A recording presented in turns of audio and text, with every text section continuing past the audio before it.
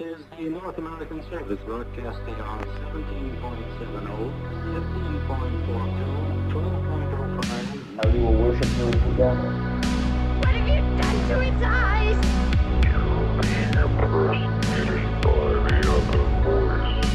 The next time you're frightened in the dark, don't scream.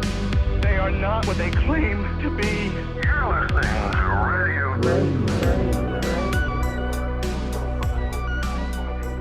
Good morning. Good morning. Hello. Hello, It's Dom. it's Amber. Good morning. Welcome to Radio Grave. Welcome. It's really early in the morning. It's very early in the morning. Almost too early. We had this plan to wake up at 6 a.m. when things are most quiet in this area so we could actually record. And it turns out college kids just don't sleep. They're just partying till 4 in the morning. And I'm like, cool, I'm going to wake up in an hour. Yeah. And then I force you to stay up. So, well, you're already up. Yep, it's all good. As soon as you came in, you're like, how'd you sleep? And I was like, there's a reason they kill college kids in the movies. All right. I was like, cool. You want to go grab your Red Bull? Yeah, I do. I'm like, you want that. to see a video of a Chinese cat singing? And then I don't think I said an answer. And then 20 minutes passed and you're like, I gotta pull it up real quick. Look what you're making me do. It's like, I didn't do anything. I'm just sitting here. Oh, God. Yeah. It's been a morning of just being tired. And I'm really sorry about that. But you know what's nice in the morning? Morbing. Mini morbing. Yes. Oh, my God. Mini Morb. I'm so stoked for this one. What is it? It's the Fukushima toilet mystery. I have an Oregon toilet mystery. Tell it. Multiple times a day. Oh, my God. The mystery is, what the fuck is wrong with my stomach? The mystery is, why is it that every time I eat solid food, it just comes out? it's the diet. I'm just going to say right now. If I eat one tortilla chip and I just immediately shit, It's the diet. why isn't everyone who eats tortilla chips dead then? It's the diet. Okay. It's the corn diet. Okay. It's the existing diet. Yeah. It's the please give us food pills diet. Yeah, that would be ideal. I love food pills. You just pop one in. Go Anyway. do your day. Anyway, Wow. We're getting way off topic. so what's a toilet mystery? This one is really weird. And I know it sounds kind of funny. And when I first heard about it, I was like, that's really weird. And then when I read more about it and actually really got into it, I was like, this is pretty disturbing. And You're like, this is really weird. this is it really left me feeling very unnerved. And I Yeah. didn't really know how to feel about it because of the impossibilities, because of just everything that went into it. It's really eerie. What's wrong with my voice? Oh my God. Something happened just then. But I think you just had a toilet mystery in your throat. shut up. I think we heard about this from the same source, probably. Shout out Lazy Masquerade YouTube. Yes. 2 years ago. Yeah, and I also thought it was really funny. And then Yeah. I was like, wait. And you're like, I know exactly what happened. And then you Like, read it wait. and you're like, I don't know. So yeah, let's just kind of get into it, basically. Yeah. For reference, though, obviously we heard of this from the same source. The source material, I listened to it once. So that's what I know about this. And then I'll just YouTube react. Okay. I'll YouTube thumbnail it. Soy face? I'll go, yeah, with an explosion. Explosion face? Yeah. Yeah. It's most fucked up toilet story ever. Not clickbait. Not clickbait. Have you ever toileted your toilet septic tank laying in the dirt? And I mean, this is so much more than that. And you'll hear why. Well, where are we starting? Where does this begin? This is in Japan. Mm-hmm. And it's February of 1989. Mm-hmm. Emperor Hirohito is dead. And his death ended the Showa period, the period of radiant Japan. And his official funeral was on Friday, February 24th. He was buried at the Musashi Imperial Mausoleum. The Musashi Imperial... It's I've never read before. It's I've never... It's I've never read before. It's I don't even know what I'm reading. It's not like I wrote this. It's not like I know what the fuck. Okay. You have little sleep if it's very early and we're doing something very intellectually taxing. It's not. It is. Well, I mean, reading's not, but it's we're doing a lot. For some people it is. I don't know if it is for me. I'm so smart. Okay. He was buried at the Musashi Imperial Mausoleum in Tokyo, and Hirohito's state funeral granted many citizens of Japan a day off from their general duties, giving workers a day of rest to mourn the death of their Emperor Showa. I mean, it's kind of nice that places that have emperors, when they die, you get a day off. That's nice. Yeah, they're like, you don't have to go to work today. Like, we know he was so important to you. We have to take the day off. We have to take the day off. Just recoup. This is a terrible loss. Yeah. And literally everyone's like, cool, I'm just going to go do whatever I want because I'm not going to mourn today. Yay, day off. I'm going to hang out with all my friends. Yeah. I'm not mourning today. No. And that's basically what Yumi Tanaka did.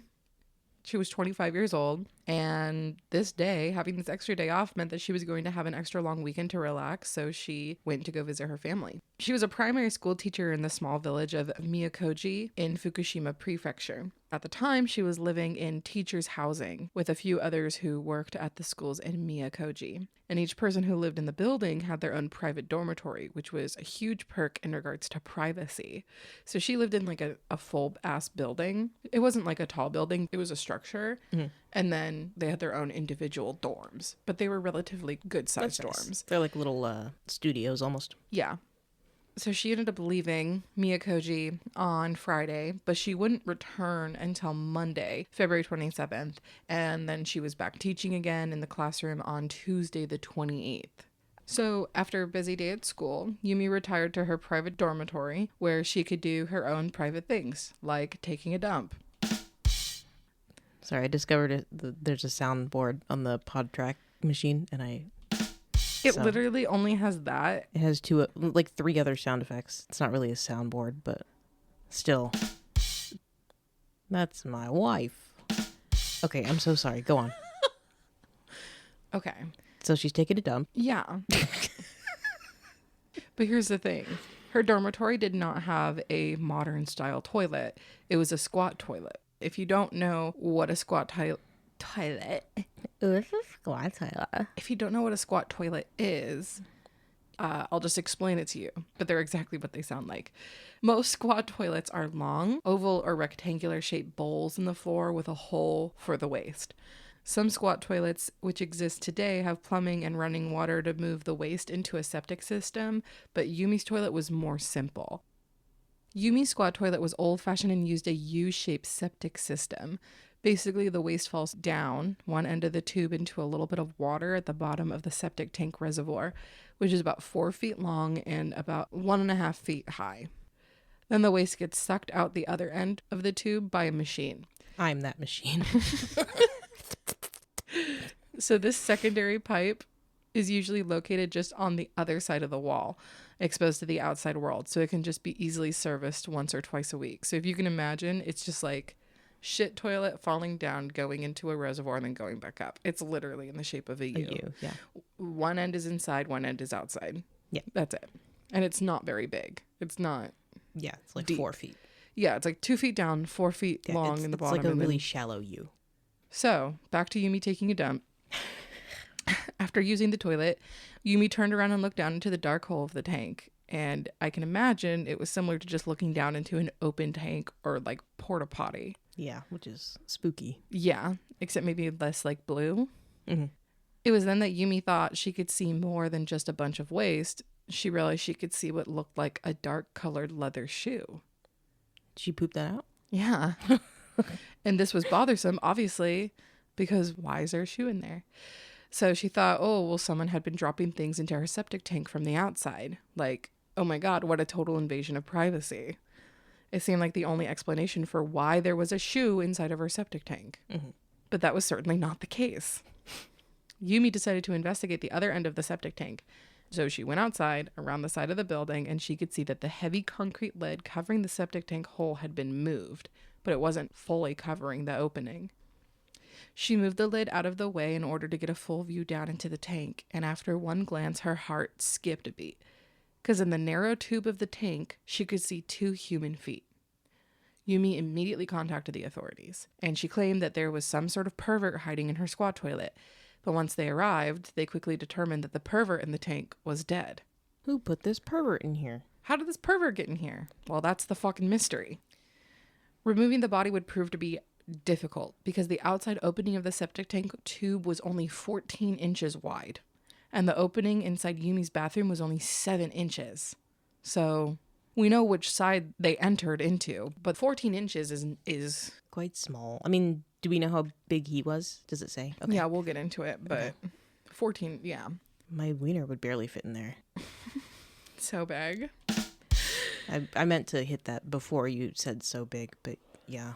Oh, sorry, I ruined your fucking joke. Hang on, let's rewind, pretend you didn't say that. Okay. My wiener barely fits in there. That's when I would play it. Yeah, okay. So, obviously, the only way they could remove the body was by extracting the entire septic tank. Mm-hmm. And once the pipe was unearthed, the recovery team first tried to pull the corpse out. But no matter how hard they tried, the body could not be removed. They were trying to tie stuff to it and like pull it out. Mm-hmm. It was not going to come out. So they had to recover the remains by busting the tank actually open. And so they did that, and that's how they got him out. And during the extraction, the investigators were completely stunned by the position the body was in that was obstructing the reason why they couldn't even get him out. Because he was on his back with his face upwards, and he was in the fetal position. It's just wild that he even fits in this thing. Yes. Because it's like so small. Yeah. The fact that he could even be in the fetal position. It's like no wonder they couldn't get him out. Have you seen the picture? I have. Okay. Yeah. And we'll put it on our Instagram as well. When I dig it up. But it's like, how the fuck? Like, that's the beginning of why it's mysterious. But right. like, because it seems impossible. So he had his feet at the end and face in the front, and his face was looking straight up into the opening of Yumi's toilet hole. Lovely. He was barefoot. And like Yumi had seen, somehow one of his shoes was sitting right on top of his face. Okay. So when she looked down, she only saw the shoe, but underneath the shoe was his face. Yeah. So if his shoe hadn't been on his face, she would have just seen a dead man's face. A dead man's face, yeah. Thank God for that shoe. Yeah. But here's the thing. His shoe was on his face, but his other shoe was missing. Nowhere to be seen. No one could find it. So weird. And he was shirtless, with his knees pressed to his chest, and his arms were holding a somewhat neatly folded shirt or jacket. I keep reading it was a shirt, it was a jacket, it was a sweater. It was something that goes on your upper body, and it was folded, and he was holding it underneath across his arms. Mm-hmm. Like a mummy or a like vampire. Like a mummy or vampire in a cartoon. Yeah. Yeah. So, once the man arrived at the coroner's office, an autopsy took place, but not before he had to be fully scrubbed down to wash away all the excrement that had caked to his corpse. So fucking gross. This might become a problem later, because they didn't wash him once. They washed him twice. His entire body. The autopsy report revealed that the man had no significant injuries whatsoever, only a few mild scratches to his knees and elbows. Mm-hmm. His cause of death was ruled to be hypothermia, but there was also evidence that pressure to his chest from being in the tight tube may have contributed to his demise. And they determined that he had most likely been dead since Sunday, February 26th, 2 days before he was discovered. How did he fucking get in there? Physically, yeah. How is he even in that position? It's insane, yeah. So he was quickly identified to be Naoyuki Sugano, a 26-year-old man who had worked at the overseeing company of the Fukushima power plant, and he was also a dear friend to Yumi Tanaka. That I did not know. Yes, Yumi and Naoyuki were friends. Naoyuki was very well known in the community, but not for what you would assume. You would think that you find this person in a septic tank tube is a pervert, but he was like the exact opposite. He was very well liked and had a very active social life and had an upstanding reputation. He was an active role model at the local youth association and was known to be a kind and polite young man who enjoyed doing volunteer work and helping his neighbors and friends with odd jobs. He also had hobbies. He was in a rock band, and He liked to MC at weddings, which is very 90s. Yeah. So all in all, Naoyuki had a very busy social life. Mm-hmm. The police investigation turned up a few clues right out the gate. His car was discovered not far from the scene with the keys dangling from the ignition, and all of the doors were locked and the windows were rolled up. His other shoe was discovered in a creek bed quite a ways from Yumi's dormitory. well out of the way. Mr. Sagano, now Yuki's father, would tell the investigators that he saw his son on Friday, the 24th. It was in the afternoon when now Yuki would tell his family he was going out, telling them that he wouldn't be long and would be home soon. Mr. Sagano would tell the police that his son was in normal spirits and his behavior was not unusual in the slightest. This creates a timeline that he went missing on Friday. Or not that he went missing on Friday, but he was last seen on Friday. Yeah. And then... He was last seen on Friday, and then he was discovered on Tuesday. And Yumi left on Friday, returned on Monday, and found him on Tuesday. Mm-hmm. And he'd been dead for 2 days. So, due to a lack of evidence, the police ruled out the possibility of third-party involvement and closed the case as an accidental death. Which, like, right off the bat, to me, especially with something so outlandish, not outlandish in the behavior, but outlandish in the physics of everything. In general. Like, yeah, I would not rule out third-party at all. Right. But go on. The police believe that now Yuki entered the septic tank from the outside of Yumi's dormitory on his own free will with the hopes of getting a view. The police painted him as a deviant who is willing to go to extreme lengths to bathe in the feces of a young, beautiful, and oblivious woman. I've been described that way as well. I know. Of course, this caused outrage in Miyakoji. Now Yuki's friends, family, coworkers, and other locals all came together in a collective voice and berated the police. There was no way now Yuki Sagano was this deranged and depraved. Not only that, but the community pointed out that now Yuki's death was beyond bizarre, obviously. Yeah. It was nearly physically impossible for a full-grown man to shimmy and squeeze into the outside opening of the dormitory septic tank. The average height of a Japanese man can be anywhere between 5'3" to 5'6", and an average shoulder width of 14 to 16 inches. But now Yuki was actually quite built. His shoulders were just over 16 inches wide, and he was estimated to have stood between 5'6" to 5'8" tall. He was definitely built. Yeah. And he was, like, handsome. He was well-liked. Everyone knew him. Everyone liked him. He was not a social outcast. He was not a scrawny, weird little thing. Mm-hmm. He was sought after. Which doesn't discount someone from being a pervert. Being a weirdo, but it just doesn't seem like that's the case. No. More importantly, if his shoulders are 16 inches wide, he didn't do that on his own. No. But that's where it gets complicated. Even if now Yuki was more on the slender side, which he was not, he would still probably be too large to even try and squeeze down the tube, at least on his own. So over 4,000 residents of Miyakoji signed a petition demanding the police reopen now Yuki's death. But this never came to fruition. They never reopened it. So, as the days turned into weeks and the weeks turned into months, rumors and gossip began to spread all over Miyakoji. Some locals began to take the words of the police into consideration. Some speculated that maybe now Yuki was actually a pervert or maybe a stalker. The community was small, and it was very possible that now Yuki could have deeply admired Yumi from afar. His infatuation could have turned into obsession and then into an uncontrollable perverted lust. The gossip did not end there, as Yumi began to feel a little bit of the heat as well. One thing we know for sure is that Yumi and Naoyuki were good friends, but some say that maybe Naoyuki and Yumi had actually had a sexual relationship at one point in time. Okay. The theory was that when the relationship ended, Naoyuki began to stalk and spy on Yumi. The overall issue with this rumor was that at the time of the alleged relationship between them, it actually would have had to have been an affair. And this is because Yumi was actually engaged, and not just to some rando, but to one of Naoyuki's friends. So Naoyuki was friends with Yumi, and Yumi was engaged to an unnamed friend of Naoyuki. It was like a trifecta. They were all friends. They all knew each other. So, is it possible that Yumi's future husband found out about the affair and forced Naoyuki into the pipe when Yumi was away, knowing that no one would hear him begging for help? We don't know. Mm-hmm. But there's another strange detail about this case, and it's one that actually gets overlooked as being irrelevant, but I believe it to be very pertinent. Because allegedly, Yumi Tanaka had been the victim of a multitude of bizarre prank calls. So, in an effort to try and figure out who the anonymous creepy caller was, Yumi's fiancé asked Naoyuki to help him in recording the calls. And in my opinion, this is because he was a musician, and there is a possibility that Naoyuki was asked to assist because he may have had recording devices and tapes at his disposal. Makes sense. Yeah, why he would be involved in this. Not like, hey man, you're my bro. Come help me with this thing. my fiance, your friend, is being harassed. Yeah. Do you have some equipment we can use? And he's like, yeah, absolutely. I'm like the most helpful, handsome young man in this village. I'm the most helpful, handsome, pure, not looking into someone's butthole man in this village. Exactly. If you enjoy our content, please rate, review, and consider becoming a patron by visiting patreon.com/radiograve.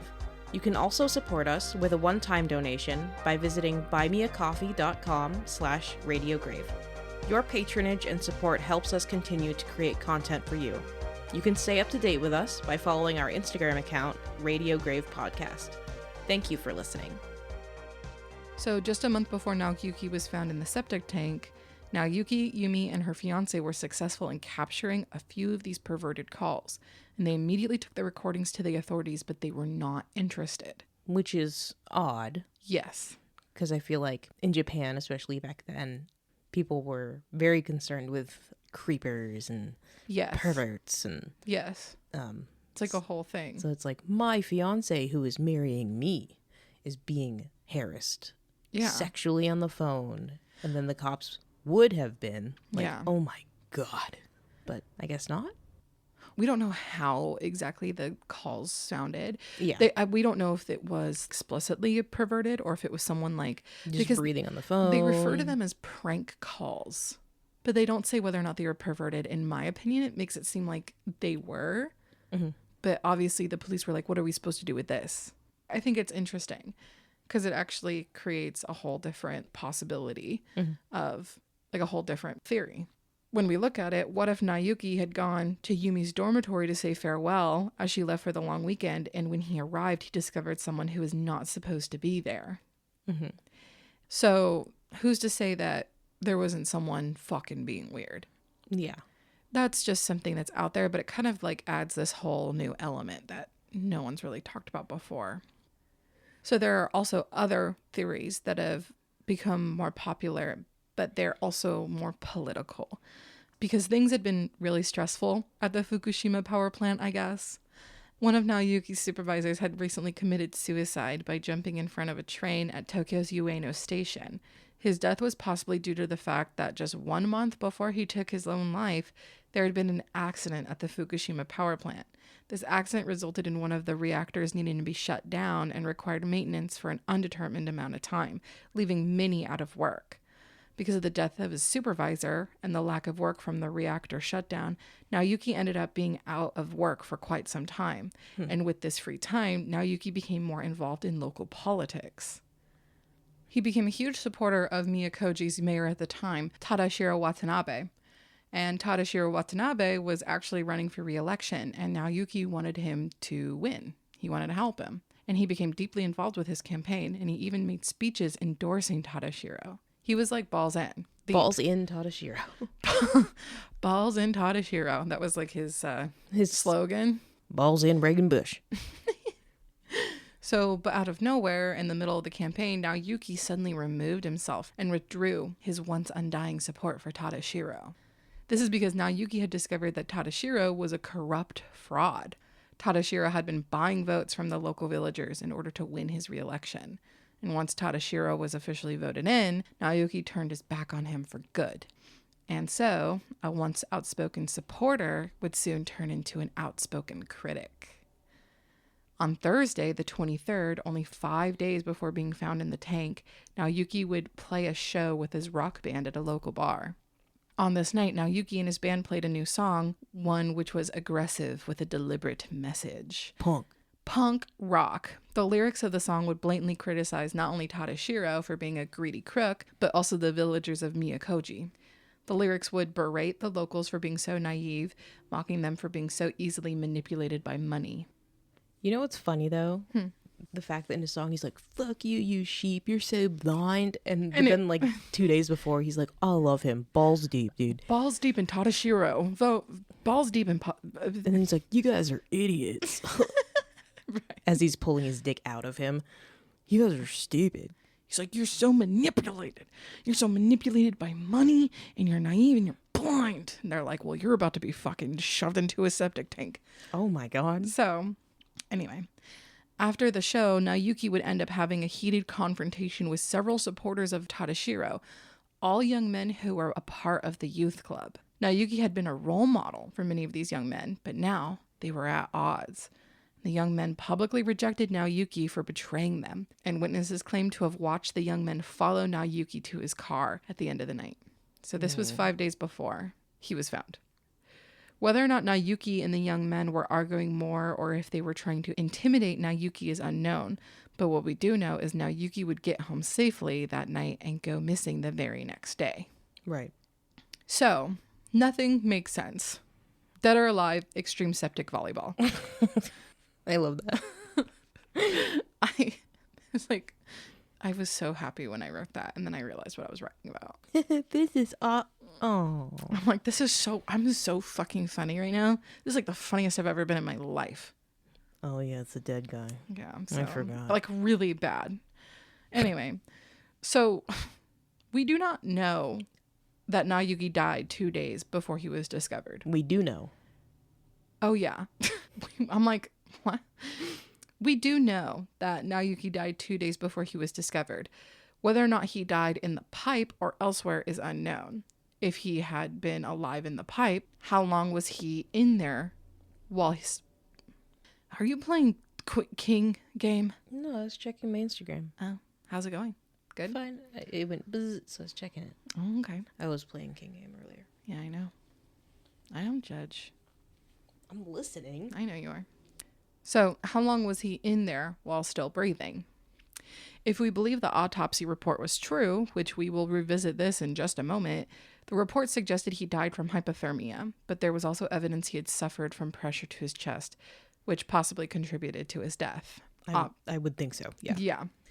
People like to say, like, the fumes in itself, but it's like this tank is so small and there's water at the bottom of it and it's serviced often enough. Like, yes, I think the smell would be nauseating. I think it would be the same as being in like a horde house or, you know what I mean? Yeah, not enough to kill you. I think maybe enough to make you really sick, but sure. I don't think it would asphyxiate you. Yeah, agreed. But maybe the combination of pressure to the chest, fumes, and yeah, I guess cold. Like concentrated fumes, cold pressure to the chest. I mean, his face was open to a 7-inch hole that was only 2 feet above him. Was there not a lid?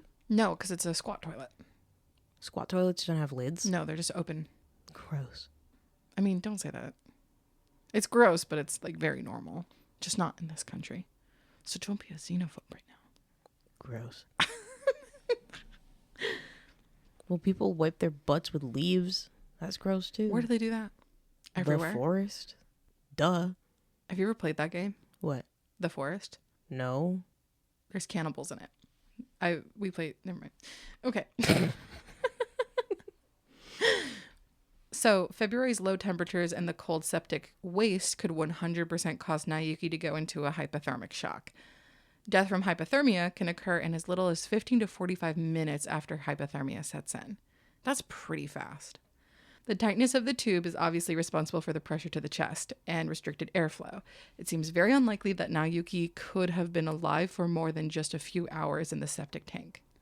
So basically what we know is that if he died in the tube, he died on Sunday, Yeah. right? But he had to have been in there on Sunday. He wasn't put in there on Friday. He didn't get in there on Thursday. Yeah, he would have died when he was in there. He would have died within the day like, that he got in there. Yeah. Like less than probably 2 hours after. If he was alive when he went in. Yes. So, with the shoe on the face, how could this have even happened? Because of the spatial factors. It just would have been physically impossible for Naoyuki to remove the shoe himself while in the septic tank. If the shoe had been dropped down after him, there's no way it could have floated up towards his head. There was literally no room for this to happen. If I can explain this any more than I can, it's the way that he was in the tube seemed physically impossible. Yeah. So the whole shoe thing is fucking weird, right? Well, the only reason why I think that it could have happened is if the shoe came first. Most likely his shoe was dropped down into the pipe before him, unless it was dropped down from the inside of Yumi's bathroom. One or the other. Did it just so happen to end up resting upon his face, or was he already dead and didn't mind that it was like that? Or when he was impossibly climbing in, he had the shoe on his face and was biting the sole of it with his jaw. Like that. He was biting it as he shimmied in. Why would he do that? I don't know. Why or how would any of that happen? I think that if the shoe went in first, he would have gone in after and like pushed the shoe towards the front end and of it was the just pipe. resting on his face. And there's no room in there. There's nowhere else for it to go. Yeah. So, But I think you'll find the police said there was no foul play. yeah. He's just a pervert. So yeah, he was biting the shoe. Yeah, and Okay. that's why the lid was that's why the lid wasn't open all the way. It was almost closed, right? That's why the lid was ajar, right? Because he closed it after climbing in.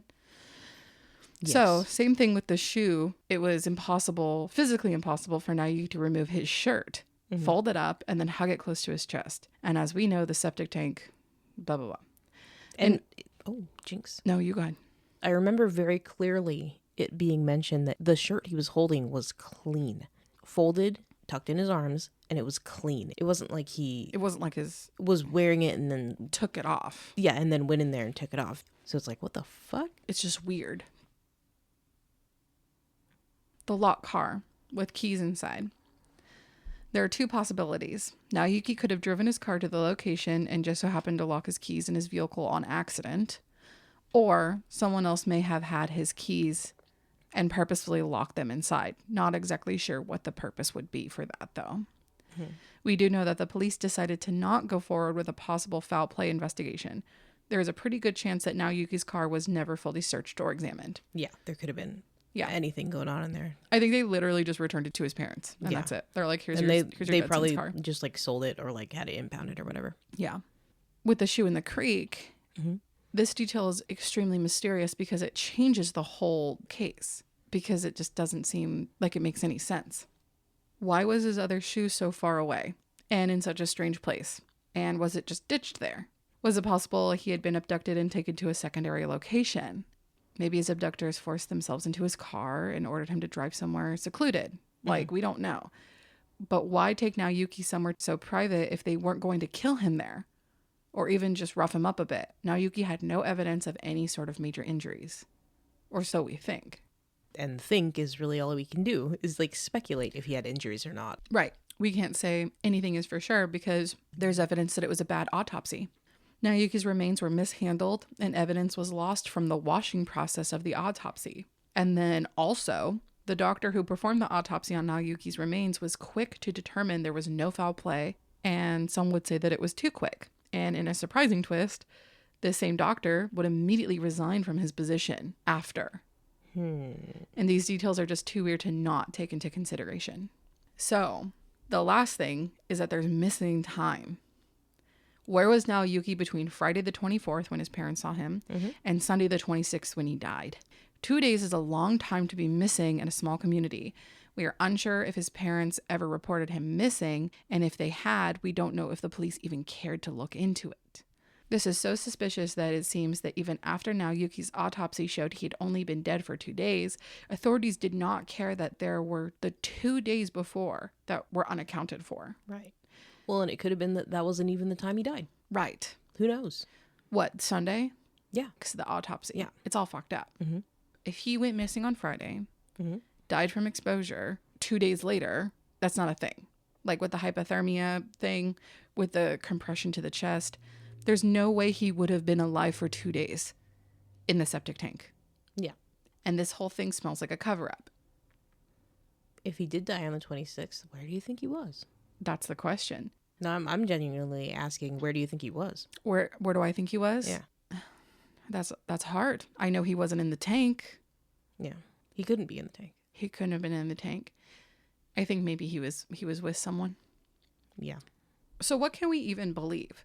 The autopsy was tampered with, and because the police decided to close the case as an accidental death, no further investigation was carried out.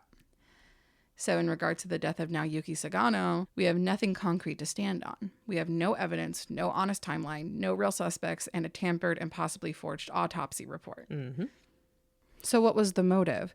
We don't know exactly what happened to Naoki, but we can kind of speculate about why it happened. Right.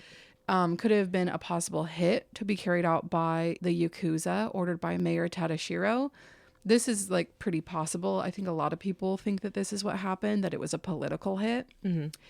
It does seem that the doctor who performed the autopsy could have been paid off or even was threatened to make a false report. And the police can't be like, hey, you can't do that. That's illegal. They don't do. Yeah, they're like, no, they stay out of it. yeah. Was it the young men from the youth club looking for revenge, looking for revenge or to send a message? The men could have abducted Naoyuki by forcing themselves into his vehicle and driving to the creek as the second location. Or maybe they could have fooled him into thinking they were going to be making up and had gotten him extremely intoxicated or in another vulnerable state of mind. Regardless, they somehow had to have ended up at Yumi's dormitory and ordered him to crawl into Yumi's septic tank as a sick joke. Maybe they were trying to humiliate him, but they may have not even known how dangerous this sick joke could play out, and that there was no way that Naoyuki was going to be able to get out of the tank once he was inside of it. There was not even a way for him to get in the tank. That's the problem. I don't even... Unless you're a contortionist, or 14 inches is, I don't know. Was it maybe personal? Was it Yumi's fiance, enraged and betrayed by the affair that he didn't know about but then found out about somehow? Or was it a third-party stalker pervert who was caught in the act and ended up incapacitating Naoyuki and forced him into the tank in order to protect himself from being discovered? I feel like that's pretty unlikely, but it does seem strange that Yumi had been receiving strange phone calls right before Naoyuki's death. But it is not clear whether there was any other evidence she may have had a stalker.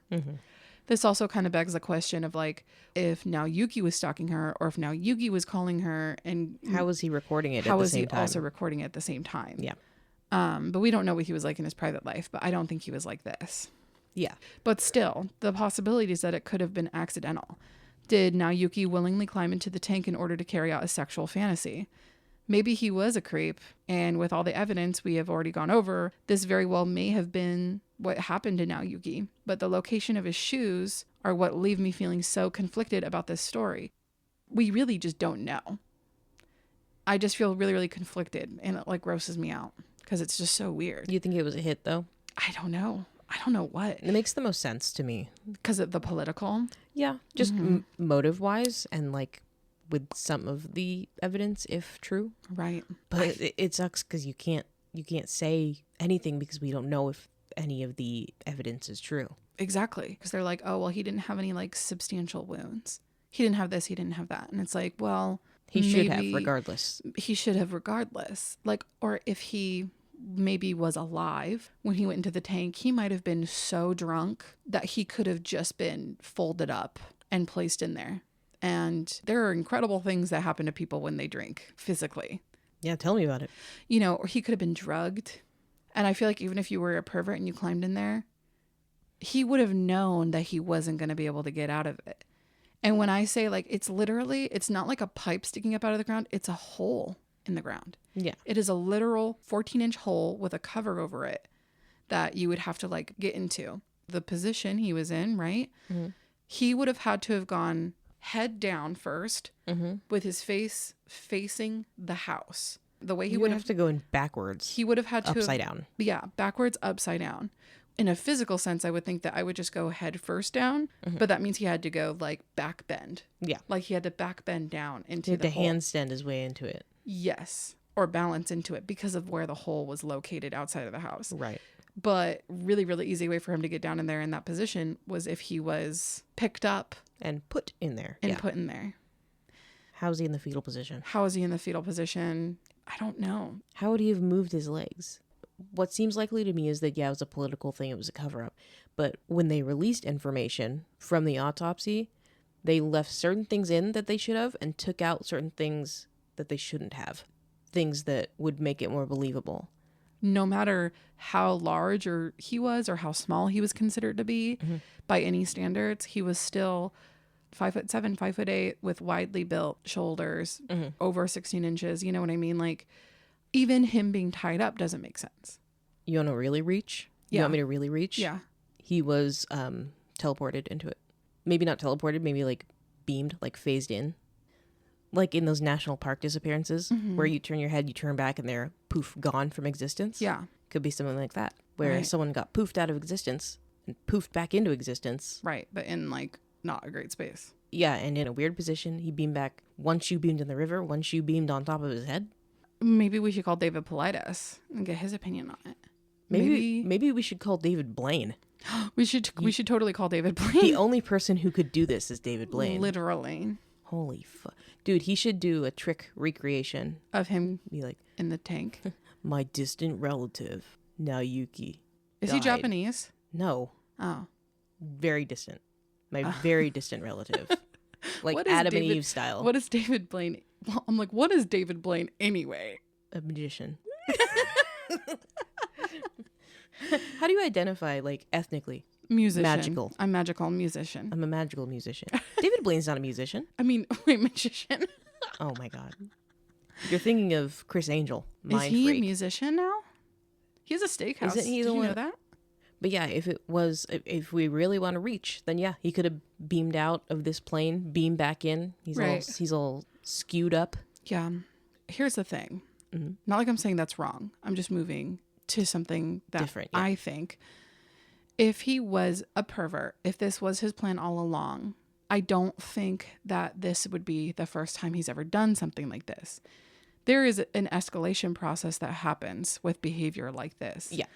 And the thing is that this is a pretty risky behavior to do unless he's done this time and time again. And just this one time he happened to not be able to get out. Yeah. That Like, would be really odd. And if he did go in there somehow, say he just physically could, he knew she wouldn't be there. he knew she wouldn't be there. And he also knew that there was no way for him to get out. You can't leverage yourself backwards up. I remember thinking this when I first heard of the case. Maybe someone was with him and was gonna pull him out and left him. And like took his shoe. I don't know. That's why I kind of think maybe he met up with those boys.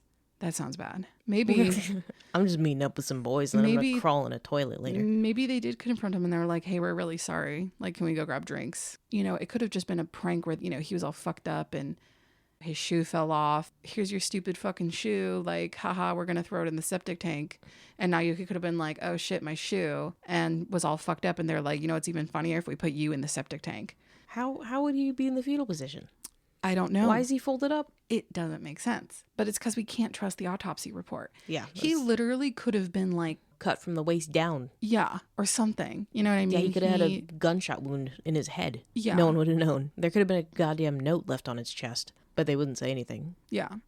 Because the whole point was that this was supposed to be covered up as it is. Yeah. No one just goes into something like that on their own.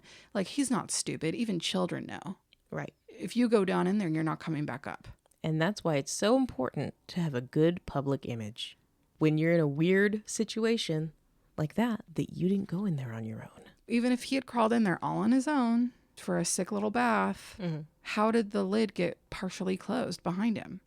The only thing I could think of is if he was in there and he was already dead and then someone walked by and was like, oh, the lid's off. And Right. just like pushed it back over a little bit. It seems secluded at the same time, though, because it's where all the septic holes are.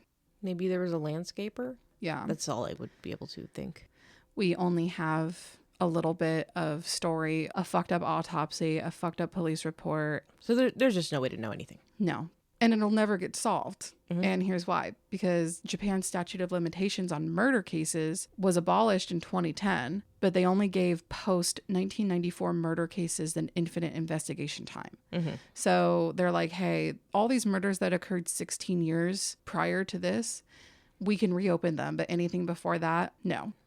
Naoyuki was found dead in 1989, so his case will likely stay closed forever. I don't think that no one would even put in the effort to open it because no one would be charged unless some cop investigated on their own and did it and used all their resources. That'd be a great anime, but I don't think that that's like ever going to happen. No. So we're never really going to know what happened to Naoyuki Sagano. There is only one way to find out. We have to go do it ourselves too. We gotta go do it. Well, I'm not. I will.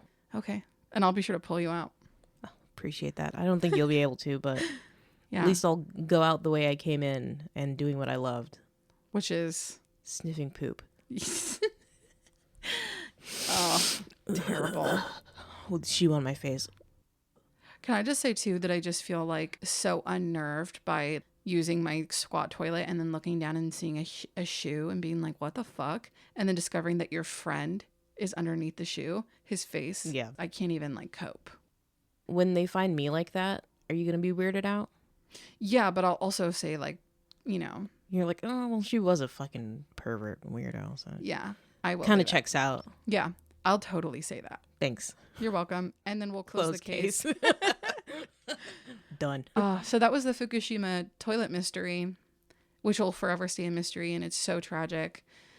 I personally, like, final option, I am of the opinion that it was like a phase in, phase out teleportation. Okay. Wow, really? Yeah, literally. Wow, Because he physically couldn't fit in there. literally. He physically shouldn't have fit in it. There's Yeah. no way he could have been held in it. Yeah, and like Because he was too big to physically be in there. yeah, well, and we'll put the photo up on the Instagram, and it's not like graphic; it's just a diagram with all the measurements and stuff. Even the diagram itself, it gives a visual, but it gives a lot of leeway. When you actually look at the measurements, It's not right. it's not right. I doesn't- mean, we're talking 1.5 feet of room for your entire body, like a sarcophagus. He was squished. So that's what I'm saying. Phased in, and he phased in bigger than the area Yeah, that he was yeah, occupying. right. Just saying. Yeah, It's the only thing that makes Sense. that would have explanation behind it. right.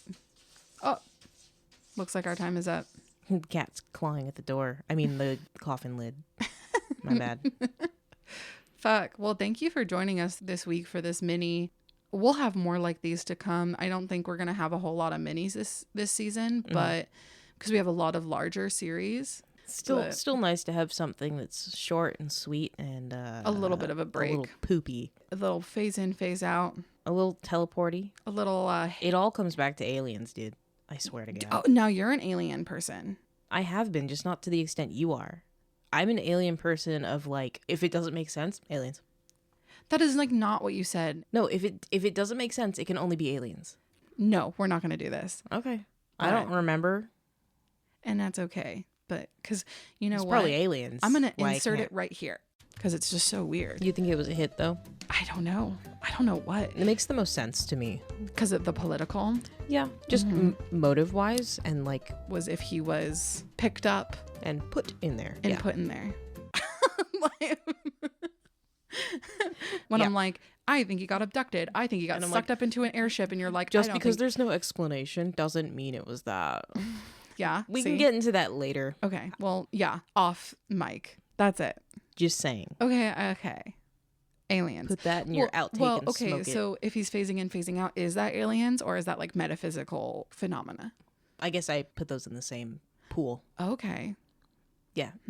I think metaphysical and extraterrestrial and like supernatural and religious are all the same.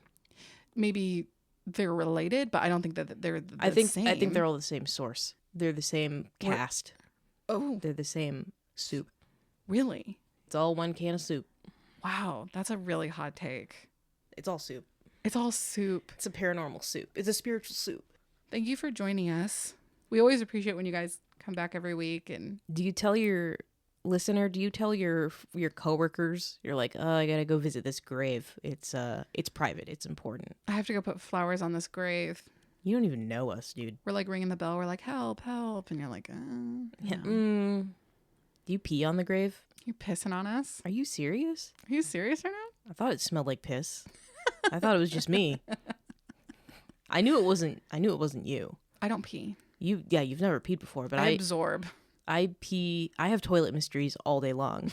So, but now the toilet mystery is on top of us from the listener. I'm so off track.